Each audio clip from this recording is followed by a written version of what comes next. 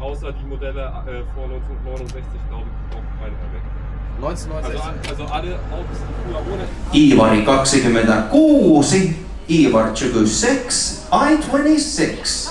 Hello, and welcome to part 2 of driving a race car across Europe. And I wanted to give you a tiny bit of insight as to why maybe there is some potato camera footage coming up in this video. So, I'm back in America, I do all the editing myself, I'm going through this, it's a little overwhelming, it's literally 24 days of footage that I'm having to juggle and try to figure out how to use it. Obviously I have an idea and I'm going to go in sequential order like a normal human would do, but it's just a lot of footage, so it's a little overwhelming, and I have 2 channels that I'm editing for. So without further ado, let me just get into it. I was using a new camera when I started this video, when I started this whole travel situation. I'm weird, I buy a bunch of new gear and it gets me excited to use, and then when I'm using the new gear, I also want to do cool things with it. So I got this like crazy Insta360 X4 thing, and I bought a Mavic, and I bought some mics, and I bought all this crazy new gear, and I just didn't know how to use it fully yet. So ultimately there's a little screen on the front of here and you can like review footage.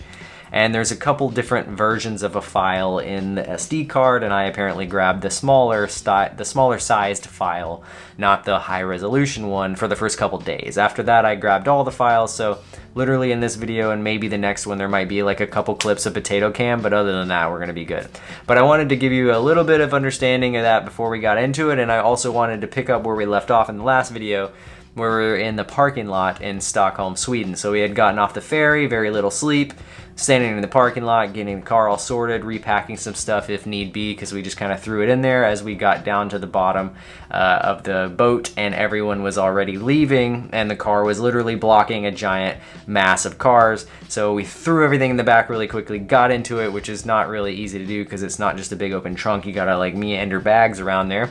Got off the thing, that's why it was so stressful.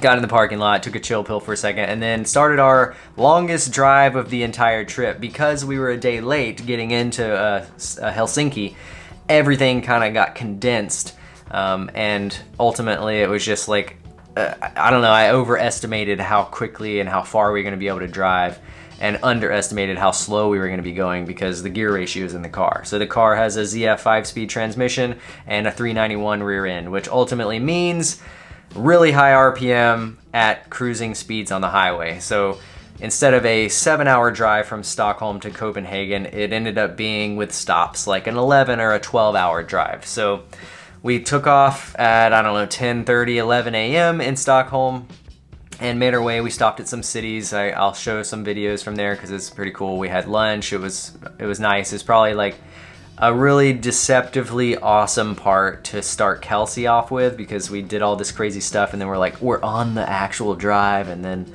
all of a sudden there's like this really cool little town and a really cool nice restaurant, and the food is amazing, and it just like set the tone really wrong for the trip as far as like it became a mission. And you'll see that later, and I will explain that later in videos, because there were a lot of times we stopped in cities. We did not need to stop in cities. This car in central Germany, just with heat and congestion and all of that, it was just not a good idea. So we stopped at some places. We go down all the way down Sweden. We go over across these crazy bridges that are like $100 to cross the bridge because we missed the ferry, and it would have been like 40 bucks, but we had to cross this big long bridge over into Denmark, and we ended up getting to our Airbnb.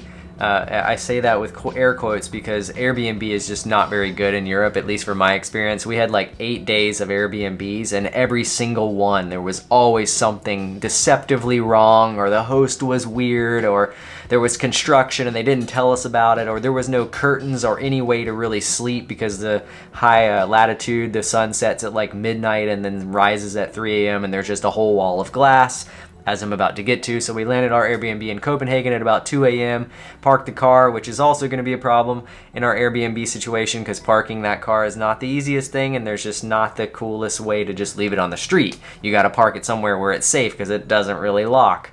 It does, but you can just slide the little door open and open the car and steal whatever's inside. So not that there's much inside, but you get the idea. I don't want people opening the car and doing stuff to it, or possibly stealing it because it doesn't have a key. So yeah, we get to our Airbnb, we walk in at about 2 a.m., there's a giant wall of glass and our bed is right here. So in the next hour, the sun's gonna come up. So that was a problem. We woke up the next morning at like 5 a.m. and the sun's just like blasting us, and we haven't slept at all considering we didn't sleep much on the night before on the boat and after a 12-hour drive, and then we didn't sleep on the plane. So it's just like compounding. So anyways, yeah, then we leave Copenhagen, make our way down. We met up with some people in Copenhagen the next morning, which I'll throw some little clips up there, maybe on the drone channel. I'll put some stuff. But yeah, we kind of made our way down, and yeah, that's when we crossed over into Germany, which is where I'm gonna leave you guys off now, which is where we got stopped at a checkpoint. And the checkpoint seemed to be maybe chill, maybe not chill. Didn't seem chill at the time. This is our first introduction into Germany, which we knew was going to be a struggle. But yeah, I'll just let you guys have it with the potato cam and the audio, and I might chime in. But yeah, enjoy. Sorry. It's okay. I can get out if you need me to. Do you need me to get out, Elf? No? Okay. You have my license? I do. Okay.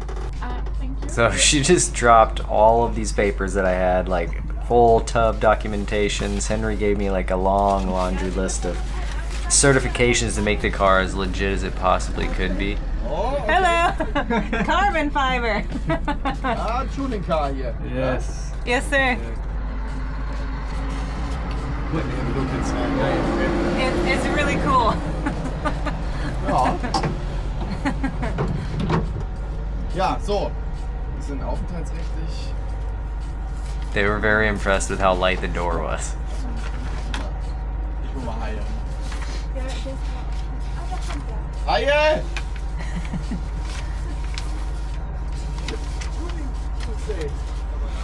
Ganz ehrlich, das sieht gar nicht gut aus. Gibst du mir eine Taschenlampe? Magst du mir hier einfach rausziehen? Okay, das war so komisch auch. Ja. Und wieder fest. We can just get out of the car. Take a look. The entire collection of police officers that was at this checkpoint right over the Denmark border into Germany was just like swarming upon this vehicle. They obviously made me get out, pop the hood, and this is where they're getting me to turn the wheel so that they can check the clearance.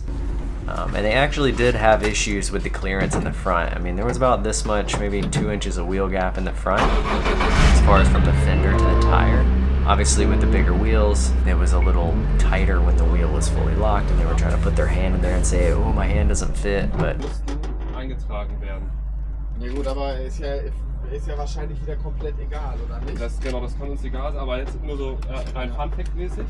Also ja. bei deutscher Zulassung, ja. Bei deutscher Zulassung müsste der auch ein Airbag haben. Ja, okay, stimmt, der hat nämlich ja kein Airbag, Genau. ne?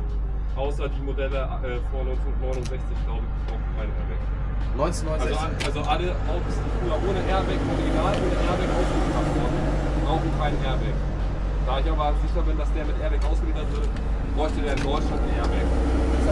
so right here the guy was like, hey, get in and start it and rev it to about 3,500 RPM. So I just hopped in the car, start it up, get it to about 3,500, and they're back there with their decibel meter trying to make sure it's within sound regulations. So he comes up and tells me to rev to 5,000, increasing the RPM. The car is actually really quiet. Like it's got a lot of mufflers on it, and there are very loud S54s, and for whatever reason this one's like 95 decibels. It's super quiet. Luckily Henry was there with us, the builder of the car, and he's talking to the guys right now and kind of, you know, saying, hey, I built this thing, I know everything about it, like, what do you want to know?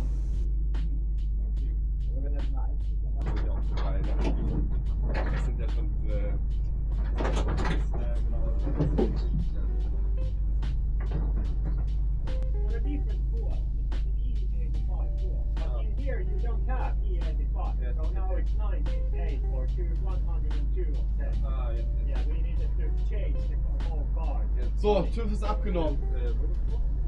We're seemingly legit. It's just whether or not these police officers are going to be nice and let us go. I thought they were going to turn us around and send us back to Denmark. Ja. Ja. Okay. Perfect. Everything is fine? Everything is fine. You can drive down this.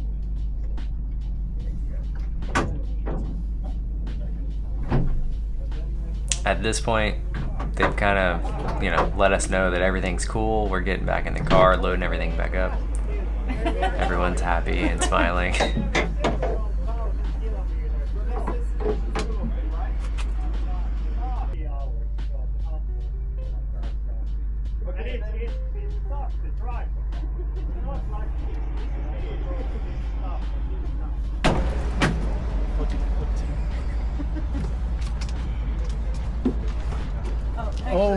Oh my God, that was intense. Let me put these papers back in here. Can you put this paper Here you go. in there? Thank you. What a story. I knew they just wanted to see it. Because it's a fucking awesome car. Can I stuff this right here? Yeah. Alright, cool. Yeah, I knew we'd be good. That one dude seemed really pissed. Are you serious? The guy that came out and was like, He was like, do you have a "Translate this." translation? I'm like, what? Well, no. We could have printed it out. That's one thing we could have done. Yeah, but we didn't know what languages to print We it would out have in. printed them out in like all the languages All we the were going through. languages? Yeah. And just, because someone like that, you know, could be like, whoa, you know. But the other guy was like, hey dude, it's cool. Here's what this is, here's what this is.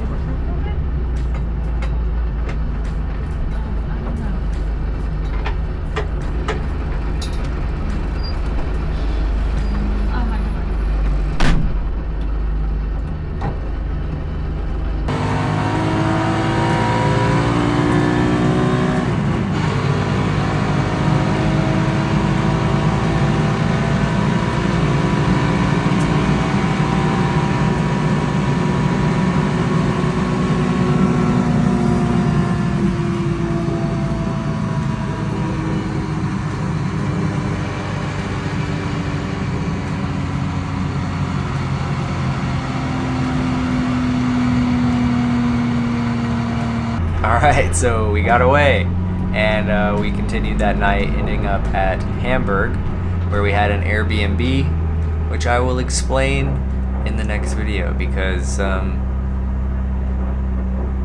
yeah, just what the